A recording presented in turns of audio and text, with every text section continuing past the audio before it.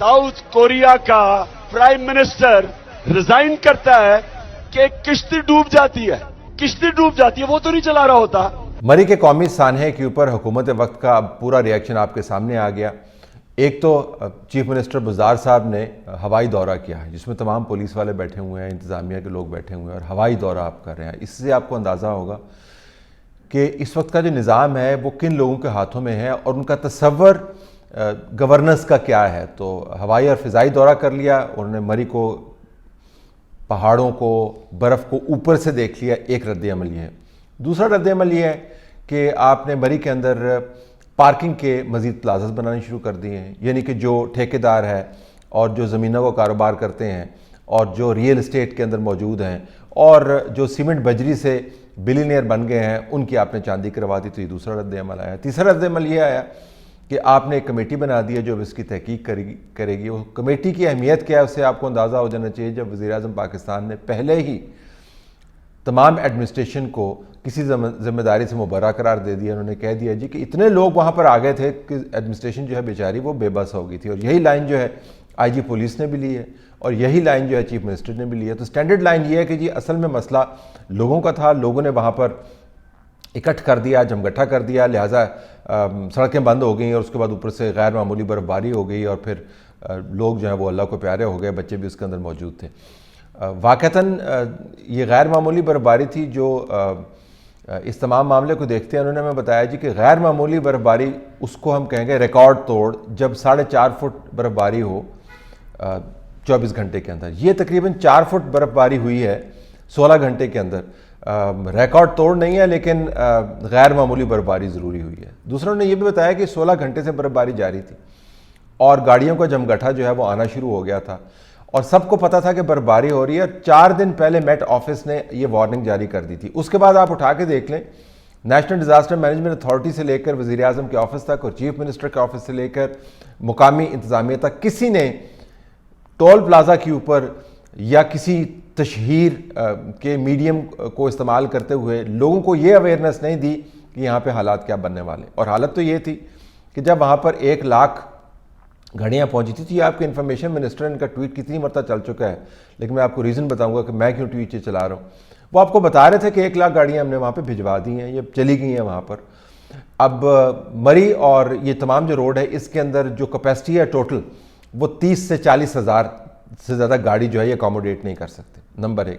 Number 2, इसके अंदर जो सयाहों को टैकल करने की कैपेसिटी है सारे निज़ाम के अंदर वो 1 लाख से ज़्यादा नहीं है। तो 30 से 40 हज़ार गाड़ी और 1 लाख सयाह।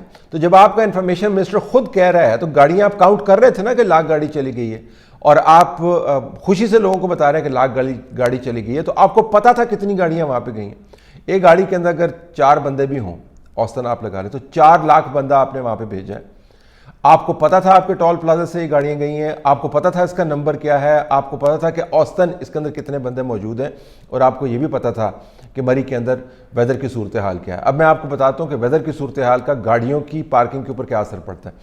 अगर 40 फुट की रोड है और बर्फबारी उस किस्म की हुई है जिस तरह की मरी के अंदर हुई थी, 3 घंटे तक वो बहुत शदीद थी, बाकी नॉर्मल बर्फबारी थी।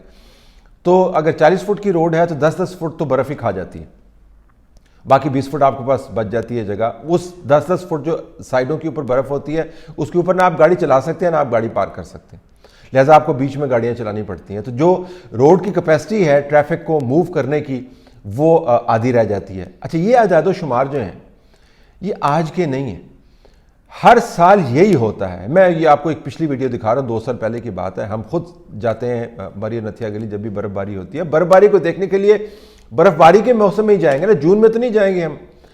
अगर आपने सियाहत करनी है बर्फबार इलाकों की और वहाँ पर बर्फपोश पहाड़ देखने हैं तो जून में तो नहीं जाएंगे, अगस्त में तो नहीं जाएंगे, सैलाब के दिनों में जाएंगे क्या वहाँ पे? ज़ाहिर है कि उन्हीं दिनों में जाएंगे जिन दिनों में बर्फबारी हो रही है।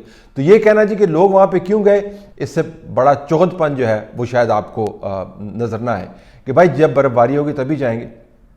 और वो आईजी पुलिस ने वो ट्वीट भी कर दिया जिसमें उन्होंने कहा जी कि बाहर के ममालिक में, यूरोप में और अमेरिका के अंदर जो लोग जो हैं वो घरों में बैठते हैं। उसके ऊपर फिर जवाब आया अमेरिका से ही कि आप क्या बातें कर रहे हैं, लोग घर में नहीं बैठते हैं, लोग बर्फबारी देखते हैं। ये देखिए वीडियो 2 दिन पहले की आपके सामने मैं दिखा रहा हूँ। बहरहाल मैं आपको ये वीडियो दिखा रहा हूँ। तो हम जाते हैं वहाँ पर और वहां पे गाड़ियां भी फंसती हैं। तो साल साल का डाटा मौजूद है कि बर्फबारी के अंदर कितने लोगों का रश होता है। इसमें आपको एंटिसिपेट करने की ज़रूरत थी 5 तारीख को, तो आपने बड़ी एफिशिएंसी दिखाई। और देखें चीफ सेक्रेटरी साहब जो है शाबाशियाँ दे रहे हैं अपने इंतजामी लोगों को कि क्या ज़बरदस्त जवानों आपने काम किया है, इतने बेहतरीन अंदाज से आपने इतने बड़े रश को निकाला। तो 5 तारीख को जो इंतजामिया मुकम्मल तौर पर हालात पर काबू रखे हुए थी, 7 तारीख को बिल्कुल फारिग हो गई। ये किस किस्म की तोता मैना की कहानी आप सुना रहे हैं? तो ये वो तमाम एदाद शुमार मैं आपको बता रहा हूँ जो हुकूमत के पास मौजूद थे। आपको पता था गाड़ी कितनी है, आपको पता था बंदे कितने हैं, आपको पता था बर्फबारी कितनी होनी है, आपको पता था कि इंतज़ामी काम आपने क्या करना है। आपने ढेले का काम नहीं किया, आप सोते रह गए। जो लोग वहाँ पे अल्लाह को प्यारे हो गए हैं, ज़ाहिर है वो गाड़ियों में गैस भर जाने की वजह से अल्लाह को प्यारे हुए हैं। कोई ऐसी रिपोर्ट मेरे सामने नहीं आई कि सर्दी में ठिठर के मर गया हो, लेकिन ज़ाहिर है सर्दी ने उसको एग्रेवेट किया होगा। और हम ये कह सकते हैं कि सर्द रात के अंदर ठिठर कर ही मरे होंगे। ज़ाहिर है वो जब इतनी बर्फबारी हो रही हो तो गर्म बिस्तर में तो वो नहीं बैठे हुए थे। उनको आपने सहूलत मुहैया करनी थी, सिर्फ उनको आपने हिदायत मुहैया करनी थी और उनको लुक आफ्टर करना था। तकरीबन 40 किलोमीटर का ये पूरे का पूरा एरिया बनता है। जहाँ पर अमवात हुई हैं वो तो बहुत ही कम टुकड़ा है, लेकिन ज़ाहिर है आपको ये पता नहीं हो सकता किस टुकड़े के अंदर अमवात होनी है, किस टुकड़े के अंदर नहीं। तो आपको तकरीबन 40-45 किलोमीटर के फासले के ऊपर आपने लोगों को सहूलत मुहैया करनी थी। ये डाटा आपके पास मौजूद था कि कितने लोग वहाँ पर मौजूद हैं, कितनी गाड़ियाँ मौजूद हैं और बर्फबारी किस किस्म की है। आपको ये काम करना चाहिए था, लेकिन अब फिर भी आप सोते रह गए और अंजाम आपके सामने। फिर कहते हैं जी कि लोगों ने उसके बाद फिर तस्वीरें खिंचवाने लग जाते हैं कि तो कमाल काम करते हैं कि और सोचते भी नहीं है कि पीआर के भी कोई प्रिंसिपल होते हैं। अगर आपने अपनी तशहीर करनी है तो उसके भी कोई प्रिंसिपल होते हैं, उसकी भी कोई तहजीब होती है। वो मुकम्मल तौर पर वायलेट करके आप तस्वीरें खिंचवाने लग जाते हैं। एक मिनिस्टर आता है वो ट्रकों को चला रहा है, दूसरे जो हैं वो वहाँ पर दिखा रहे हैं कि हम सड़कें कैसे खोल रहे हैं, तीसरे हैं जो वो जहाज़ के ऊपर से घूम रहे हैं। कुछ खुदा का खौफ नहीं है। उस तहजीब का ही मुताला कर लें कि जिसके तहत आपको तशहीर करनी होती है, तो उसकी मयार के ऊपर भी ये आप पूरा नहीं उतरते। कहते हैं जी कि मरी के अंदर जो है वो हमने बड़ी सियाहत को प्रमोट किया। आपने कल्चर को कैसे कल्चर को प्रमोट किया है उस जगह के अंदर जहाँ पर हर साल लोग सेहत के लिए जाते हैं और उनके बुरे तरीन तजर्बात होते हैं। आप ये ख़बरें पढ़ के आपको अंदाज़ा हो जाएगा। लर्जा खेज़ कहानियाँ, होटल वालों ने 50,000 मांग लिए, बीवी का जेवर रखकर कमरा किराए पर लिया, 30,000 में भी पनाह ना मिली, लोगों ने होटलों से उनको निकाल दिया, एक रात के किराए जो है 6-6 गुना ज़्यादा कर दिए, गाड़ी को धक्का लगाने के भी पैसे मांगते रहे और दूर खड़े देखते रहे। ये आपको कहानियाँ मिलती हैं। जिन जगहों पर आपने टूरिज़्म प्रमोट करना होता है ना, वहाँ पर आपको कल्चरल एजुकेशन भी करने की ज़रूरत है। टूरिज़्म जो है वो ट्वीट्स के ज़रिए प्रमोट नहीं होता।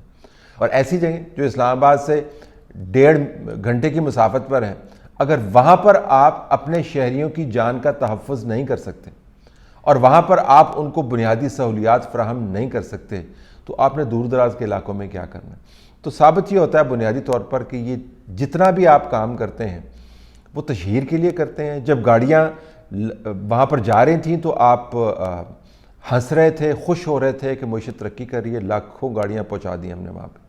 जब गाड़ियाँ वहाँ पर फंस गई और सानिया हो गया तब आपने कहना शुरू कर दिया था कि इस तरह तो नहीं जाना था, आपको खुद पता करके जाना था, भांप के जाना था मौसम, और अब जो बाकी लोग जाना चाहते हैं वो ना जाए, आप मूंगफलियाँ खाएँ घर पे बैठ के।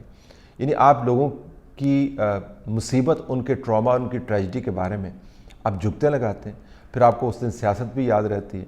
आपने ये भी बताना होता है कि शहबाज शरीफ के ख़िलाफ़ हमने मुकदमा करना है और ये लोग फारिग हो गए। कोई दिन खाली नहीं जाता जब ये तरजीहात सामने ना आए, जिनके टॉप के ऊपर आपने कुर्सी से जुड़े रहने की तरजीह आपको नज़र आएगी और बॉटम के ऊपर आवाम की सहूलियात और उनकी फलाह आपको नज़र आएगी। अगर बॉटम पर नहीं होती तो ये सानिया ना होता, कोई ना कोई तदबीर की होगी। तमाम का तमाम डाटा मौजूद था, तमाम का तमाम रिकॉर्ड मौजूद था। उसकी मौजूदगी के बावजूद अगर ये सानिया हुआ है तो ये आपको कमेटी नहीं बताएगी कि जिम्मेदारी किसकी बनती है।